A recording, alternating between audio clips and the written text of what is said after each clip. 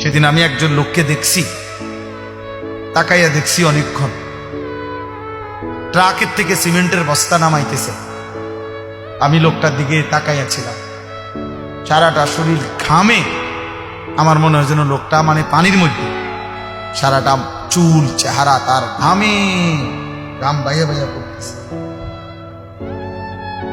তাহলে এক বস্তা ট্রাকের থেকে প্রতি বস্তা সিমেন্ট নামাইয়া গোডাউনে থুইলে সর্বোচ্চ 60 টাকা, 8 টাকা বা 10 টাকা দেয়। সর্বোচ্চ রেট হলো 10 টাকা, মানে এন থেকে হয়তো গোডাউনে থুইবে আর কি।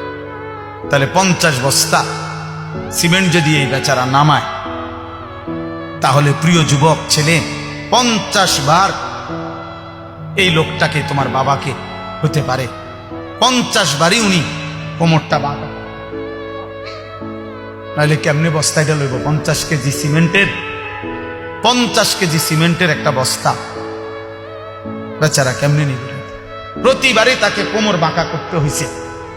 প্রত্যেক বস্তা সিমেন্ট হয়তো ফালাইয়া ছোট্ট একটা গামছা হয়তো কোমরের থেকে খুলে আবার ঘাম মুছছে, আবার আরেক বস্তা লেগে গেছে, আর গুনছে কয় বস্তা হইল।